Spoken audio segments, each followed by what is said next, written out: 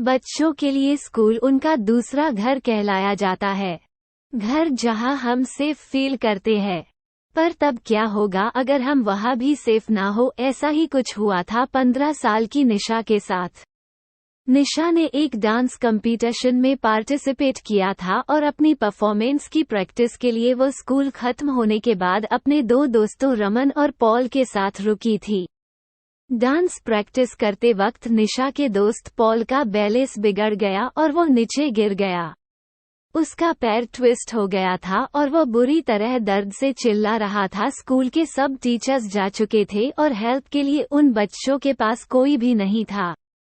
तभी निशा भागकर medical room गई, लेकिन वहां भी तब तक ताला लग चुका था। उसी वक्त निशा को लगा कि जैसे कोई उसके पीछे से ऊपर गया है। वो उड़ी तो उसे एक परछाई ऊपर जाते दिखी। निशा को लगा कि शायद स्कूल स्टाफ में से कोई तो अभी भी स्कूल में है और इसीलिए निशा उसे रोकने के लिए उसके पीछे भागी। निशा स्कूल के 3rd फ्लोर पर आ चुकी थी। उस फ्लोर पर स्कूल स्टाफ के अलावा किसी का भी जाना मना था।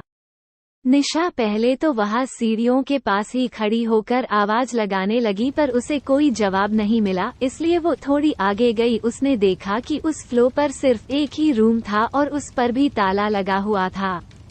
निशा को कुछ समझ नहीं आ रहा था, तो वह परछाई को अपने मन का वहम मानकर वापस जाने लगी। लेकिन तभी उसे एक अजीब सी आवाज आई। जब निशा ने पलटकर उस कमरे की तरफ देखा तो उस पर जो ताला लगा था वो टूटकर नीचे गिरा हुआ था। निशा एकदम से चौंक गई। वो उस रूम के अंदर गई। उसे दिखा एक आदमी खिड़की की तरफ मुंह करके खड़ा है। निशा ने उससे पूछा क्या वो उसके साथ चलकर पॉल की मदद करेगा, लेकिन वो आदमी में निशा को कोई रिएक्शन ही नहीं दिया। निशा को सब कुछ बहुत अजीब लग रहा था। उसने फिर से उस आदमी को पुकारा, लेकिन तभी अचानक उस कमरे का दरवाजा अपने आप बंद होने लगा। निशा ये देखकर घबरा उठी। वह दरवाजे की तरफ गई और उसे खोलने की कोशिश करने लगी, लेकिन वह दरवाजा नहीं खुला। तभी निशा को उस आदमी की हंसने की आवाज आने लगी। वो बहुत डरावने तरीके से हंस रहा था और धीरे धीरे उसकी हंसी तेज होती जा रही थी। निशा में पलटकर देखने की हिम्मत ही नहीं हो रही थी और वो डर के मारे जोरों से दरवाजे पर पीटने लगी। तभी निशा को अपनी गर्दन पर हल्की सी हवा का एहसास हुआ। उसने पलटकर देखा तो उसका दिल दहल उठा। वो आदमी जो कुछ देर पहले खिड़की की ओर देख रहा था वो अब ठीक उसके सामने खड़ा था। उसके चेहरे पर एक हल्की सी हंसी थी जो निशा को बहुत डरावनी लग रही थी। वो निशा को ऐसे घूर रहा था जैसे वो आज उसे जिंदा नहीं छोड़ेगा। उसने निशा को पकड़ लिया और उसे अपने पास खींचने लगा। निशा का रोना छूट गया और वह डर के मारे बहुत जोरों से चिल्लाई। उस आदमी ने निशा के मुंह पर हाथ रखा और निशा के साथ बदसलूकी करने लगा। उधर निशा को ढूंढते हुए रमन स्कूल के गार्ड को लेकर 3rd फ्लोर पर पहुंचा, जहां उन्हें निशा की चीख सुनाई दी।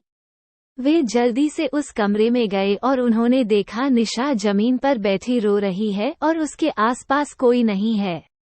उसकी शर्ट ऊपर से थोड़ी फटी हुई थी और उसके चेहरे पर चोट के निशान थे। उसने सबको अपने साथ हुआ सारा किस्सा बताया।